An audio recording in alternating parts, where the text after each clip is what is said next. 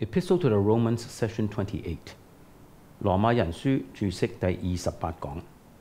我哋嚟到羅馬書第2章第1節到第16節嘅結論。無理佢咁樣講，佢第5節到第16節裏邊有個問題，就係使徒保羅喺度教導佢話，上帝係按照人嘅行為審判嘅，咁同 salvation by grace 救恩是憑恩典啊，又點可以話係符合嘅呢？ Before dealing with this precise question， 我哋仲未直接討論呢個問題之前呢 ，there are two preliminary observations respecting God's judgment as it will affect those who will not be saved。我哋要作出兩方面嘅初步觀察，呢啲觀察係關乎到上帝點樣去審判嗰啲將來不得救嘅人，上帝審判對佢哋係有咩影響㗎？ Number one， 第一方面初步觀察 ，the judgment of those outside the pale of special revelation must be according to their works。上帝審判嗰啲喺特殊啟示範圍之外嘅人呢，必定係按着佢哋行為㗎。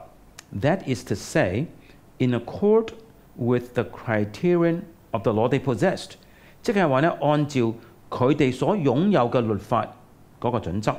The law they are themselves， 因為佢哋就是自己的律法，嗰個嘅律法 ，the work of the law written in their hearts， 即係寫在他們心中的律法。參考第2章14、15節。And the knowledge derived from the display of God's glory in the work of creation 120， 亦即係呢，佢哋從所造之物所顯出嘅上帝嘅榮耀所得的關於上帝嘅知識。參考第1章第20節。我再重複一次啊！上帝審判嗰啲喺特殊啟示範圍之外嘅人呢，係按照第一佢哋所有嘅、所擁有嘅律法，佢哋就住自己的律法嗰個律法，寫在他們心板上的律法，亦即係從看見受造之物所顯明上帝的榮耀而得的關於上帝嘅知識。This is clearly established in verse 12。羅馬書第2章12節好清楚嘅係證明保羅係咁樣講嘅。我哋再讀一次第2章第12節：凡沒有律法犯了罪的，也必不按律法滅亡。Such persons could not be judged by the criterion of the gospel。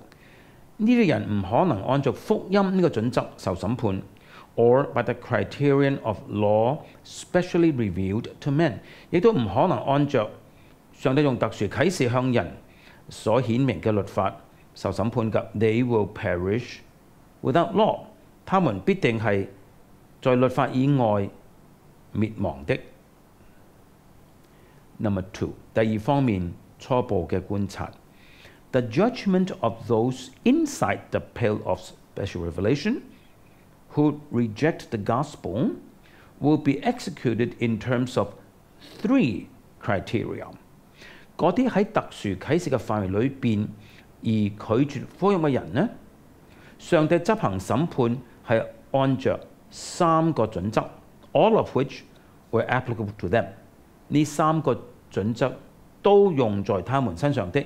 A，第一個準則 ，the criterion of law naturally revealed, which of course applies to all men。第一就係上帝藉着自然啟示顯明給人的律法呢個準則。當然呢個準則係用在全人類身上嘅。B， 第二個準則 ，the criterion of law specially revealed, which did not apply to the preceding class。特殊啟示所顯明嘅律法嘅準則，呢個準則呢喺前面所講嘅嗰一班人身上係冇用到㗎。And C， 第三個準則 ，the criterion of the gospel， which likewise did not apply to the preceding class。第三個準則就係福音嘅準則，同樣地係並不用在前面所講嗰一班喺特殊啟示範圍以外嘅人㗎。They will be judged by the gospel because they rejected it. That is, they will be condemned for gospel unbelief. 他們即係有特殊啟示而拒絕福音嘅人，他們呢就必定按照福音受審判嘅，因為他們拒絕了福音。換言之，上帝定他們的罪，因為對福音的不信 ，gospel unbelief. It is a capital mistake to think, however, that unbelief of the gospel will be the only condemnation of such. 但係假如認為上帝定這些人的罪唯一嘅原因就是不信福音呢，係一個極之嚴重嘅錯誤。It would violate all canons of truth and equity to suppose that the sins against the law naturally revealed and specially revealed would be ignored. 假如呢啲人基督徒認為呢有特殊啟示而拒絕福音嘅人淨係因為拒絕福音而被定罪呢，咁樣嚟睇呢，就即係話對違背自然啟示嘅罪同埋違背特殊啟示嘅罪都被忽略了。咁樣係完全與所有嘅真理同埋公正嘅準則相違背嘅。By faith in the grace of the gospel, sins are blotted out. 當人相信福音嘅恩典嘅時候，罪係被塗抹㗎。But other sins are not waived by unbelief of the gospel. 但係不信福音嘅人佢哋除咗不信福音以外，其他嘅罪並冇除去㗎噃。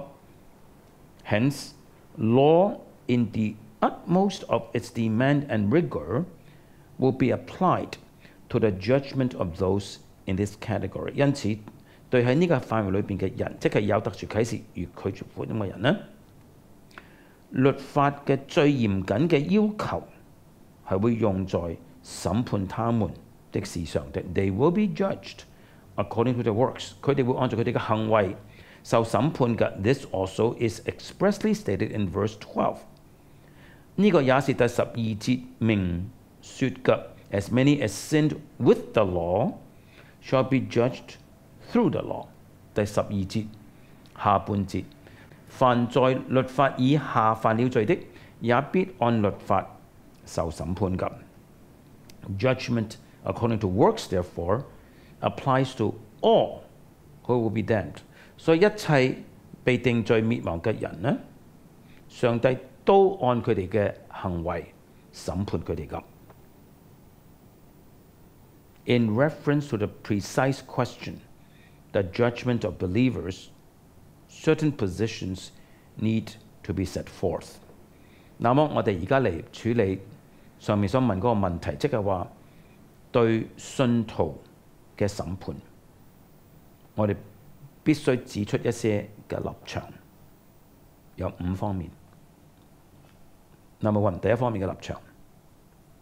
The distinction between judgment according to works and salvation account of works needs to be fully appreciated. 第一，我哋要充分嘅體會到，按着行為受審判，同埋看在行為上得救，係要有好重要嘅區分㗎。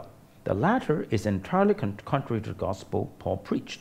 後者即係看在人的行為上而得救呢，係完全與保羅所講嘅福音相違背嘅。Is not implied in judgment according to works. 按着行為得救，亦都唔係按着行為審判嘅含義。And is that against which the burden of this epistle is directed? 事實上，整本羅馬書嘅思路就係針對反對呢一種靠行為得救嘅思想㗎。Paul does not even speak of judgment on account of works in reference to believers。甚至關於信徒呢，保羅都唔係話看在他們的行為上，上帝審判佢哋㗎，唔係咁嘅講法㗎。Number two， 第二個立場。Believers are justified by faith alone, and they are saved by grace alone. 信徒們係唯獨藉着信心稱義的，他們也是唯獨靠恩典得救的。But two qualifications need to be added to these propositions。但係喺呢兩個概念之上，我哋要加兩方面解釋嘅條件。A， 第一個條件 ，They are never justified by a faith that is alone。佢哋從來唔會係有一個沒有附帶其他嘢嘅，即係行為等等嘅信心得稱義㗎。B， 第二方面嘅條件 ，In salvation we must not so emphasize grace that we overlook the salvation itself。喺救恩論裏邊，我哋唔可以強調恩典到嘅程度呢，我哋忽略咗救恩嘅整體。The concept of salvation， 救恩呢個概念 involves what we are saved to as well as what we are saved from。救恩呢個概念唔單止包括了我們得救脫離什麼，還有我們得救是為了什麼。We are saved to holiness and good works。我哋得救係為要成為聖潔，為要作好行為㗎。Refer to Ephesians chapter 2 verse 10。以弗所書第2章第10節，我們原是他的工作或者傑作，在基督耶穌裏造成的，為要叫我們行善，就是上帝所預備叫我們行的。And holiness manifests itself in good works。而聖潔係藉着好行為顯明出來㗎。Number 3， 第三方面嘅立場。The judgment of God must have respect to the person in the full extent of his relationship。上帝嘅審判一定係審判一個人，包括咗呢個人所有唔同嘅關係嘅 ，and must therefore take into account the fruits in which salvation issues。所以一定會考慮到救恩所結出嘅果子 ，and which constitute the saved condition。呢啲嘅果子就係構成一個人得救嗰個狀態㗎。It is not to faith or justification in abstraction that God's judgment will have respect。上帝嘅審判唔係好抽離嘅、好抽象嘅，與人嘅信心同埋稱義拉上關係㗎。But to these in proper relationship to the sum total of elements comprised of a saved state。上帝嘅審判一定咧係上帝嘅審判一定係考慮到一個人得救咗嗰個狀態裏邊所有唔同嘅元素。上帝審判同呢整個得救嘅狀態係有咗一個正確嘅關係㗎。Number 4， 第四個立場。The criterion of good works is the law of God。而好行為嘅準則就係上帝嘅律法 ，and the law of God is not abrogated for the believer。而上帝嘅律法對一個信徒嚟講唔係廢除咗㗎。He is not without law to God。佢喺上帝面前唔係冇律法㗎。He is under law to Christ。佢向基督而言係在律法之下㗎。Refer to 1 Corinthians 9:21。參考哥林多前書第9章第21節。保羅話：哥林多前書9章21，向沒有律法的人，我就作沒有律法的人，為要得沒有律法的人。其實我在上帝面前不是沒有律法，在基督面前正在律法之下。And she comments on 6:14， 參考慕理呢一本羅馬人書註釋嘅第6章第14節嘅註釋。The judgment of God would not be according to truth if the good works of believers were ignored。假如上帝忽略信徒們嘅好行為呢，咁上帝嘅審判就唔係按着真理咯。Number 5， 最後第5個立場 ，good works as the evidences of faith and of salvation by grace are therefore the criterion of judgment。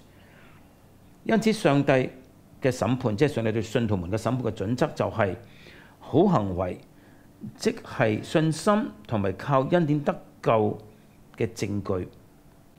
And to suppose that the principle who will render to every man according to his works, verse 6, has no relevance to the believer。所以呢，假如我哋認為羅馬書第2章第6節嗰個原則，就係話呢，必照各人的行為報應各人。假如我哋認為呢個原則對信徒係毫無關係嘅話， would be to exclude good works from the indispensable place which they occupy in the biblical doctrine of salvation。當我哋咁樣睇嘅時候呢，我哋就係喺聖經嘅救贖論裏邊呢，排除咗好行為喺救贖論裏邊不可除去嘅地位。Section C 第3部分，第2章17節到第29節。The aggravation of the Jews' condemnation。猶太人更加嚴重的被定罪。The thrust of this passage flows out of the principle enunciated in verse 13。一整段經文17到29節，主要嘅思路呢，係從第13節明説嗰個原則所流出嘅。That not the hearers of the law are just before God, but the doers of the law shall be justified。第13節嗰個原則就係、在上帝面前不是聽律法的為義，乃是行律法的稱義。The apostle now addresses the Jew directly and pointedly。現在使徒保羅針對猶太人直接嘅明説 ，and shows him that 保羅向猶太人指出 that all the privileges and prerogatives he enjoyed only aggravated his condemnation if he failed to carry into effect the teaching which he inculcated。假如佢冇實行出灌輸俾佢嘅教訓嘅話呢，佢所享有各種嘅特權，會只不過使佢嘅定罪更加嘅嚴重就是了。This is clearly the challenge of verses 21 to 23。好明顯嘅，第21節到23節，保羅所作嘅挑戰就是這個。In verses 17 to 20，在第2章17到20節 ，we have an enumeration of the privileges and prerogatives on which the Jew prided himself。我哋讀到保羅列出猶太人自誇的那些的特權。While we cannot but detect the latent irony and the undertones of indignation and reprobation in this enumeration， 雖然我哋呢情不自禁會看見使徒保羅嗰個潛在嘅諷刺同埋嗰種嘅憤怒，棄絕猶太人嗰種嘅低調。Nevertheless， 不過呢， we're not to interpret the apostle as questioning the validity of the claim of the Jew to distinctive dignity and prerogative。我哋唔可以咁去解釋，我哋唔可以懷疑呢猶太人所有嗰種獨特嘅尊嚴同埋特權，佢咁樣自稱係合理嘅。The peculiar advantages of the Jew are fully recognized。使徒保羅完全承認保羅完全承認猶太人所獨有嘅好處嘅。參考一些經文 ，refer to verse 25。羅馬書第2章25節，你若是行律法的，割禮固然於你有益。Chapter 3, verse 1，第3章第1節，猶太人有什麼長處，割禮有什麼益處呢？第2節，凡事大有好處。Chapter 9, verses 3 to 5，羅馬書第9章第3節到第5節，為我弟兄，我骨肉之親，就是自己被咒詛與基督分離，我也願意。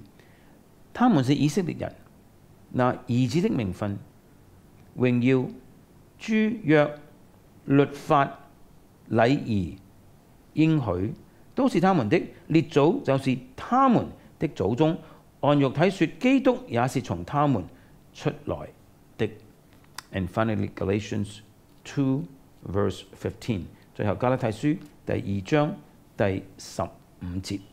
我們這生來的猶太人，不是外邦的罪人，有好多尊嚴同埋特權同埋好處㗎。